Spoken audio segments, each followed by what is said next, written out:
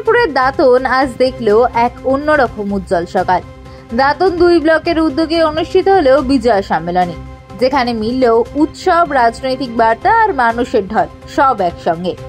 এই সম্মেলনের মঞ্চ থেকেই বিজেপি ছেড়ে তৃণমূল কংগ্রেসে যোগদান করলেন প্রায় শতাধিক জন সদস্য, যার মধ্যে উল্লেখযোগ্য গ্রাম পঞ্চায়েত নির্বাচনে বিজেপির জেলা পরিষদ প্রার্থী মাধবী সাহু।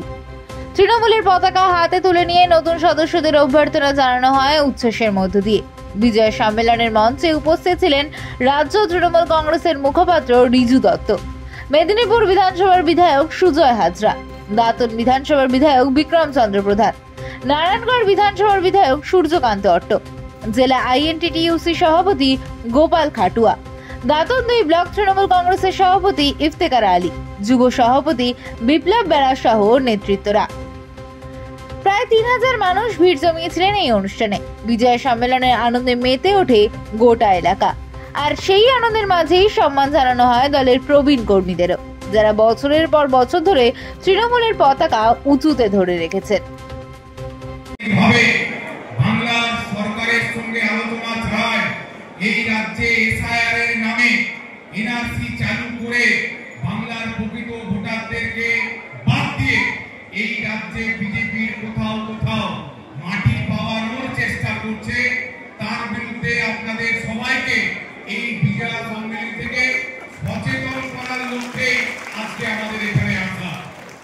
আমাদের নেতা অভিষেক বন্দ্যোপাধ্যায় এবং আমাদের নেত্রী মমতা বন্দ্যোপাধ্যায় ব্যক্তহীন ভাষায় জানিয়ে দিয়েছেন যে পশ্চিম বাংলার ভোটার লিস্ট থেকে যদি একজন প্রকৃত ভোটার লিস্টে একজন প্রকৃত ভোটারেরও নাম বাদ দেওয়ার চেষ্টা করা হয়, তার জন্য দিল্লিতে গিয়ে প্রয়োজন হলে বাংলা থেকে 10 লক্ষ সাধারণ স্তরের মানুষকে নিয়ে গিয়ে দিল্লিতেও আমরা আন্দোলন সংগঠিত করব।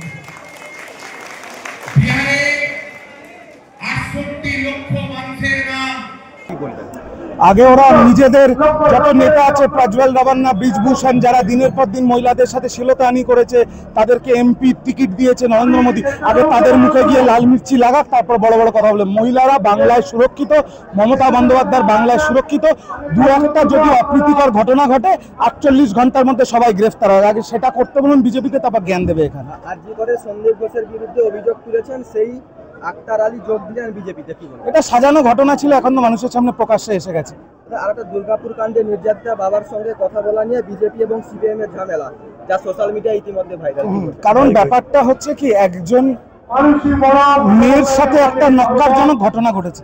তার বাবা সে মেয়ের চিন্তা করবে না এক হাত ধরে শুভেন্দু টানছে, এক হাত ধরে মোহাম্মদ সেলিম টানছে, সে করবে আমি ওই মেয়েটার বাবাকে একটা অনুরোধ করব যে আপনি আপনার মেয়ের সেবা শুশ্রূষায় নজর দিন।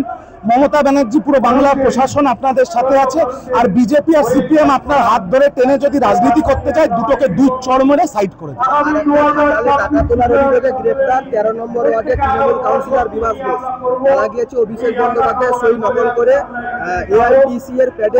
আমরা সবাই দল করছি তো, আমাদের ইফতিখার এখানে ব্লক সভাপতি, আমাদের দল করার মধ্যে যদি 2-1টা এরকম পচা কেউ থাকে যে দলের আড়ালে ব্যক্তিস্বত্ব চরিতার্থ করার জন্য মানুষের টাকা চুরি করছে বা দুর্নীতি করছে, সে জেলে যাবে, আর জেলে থাকাই উচিত।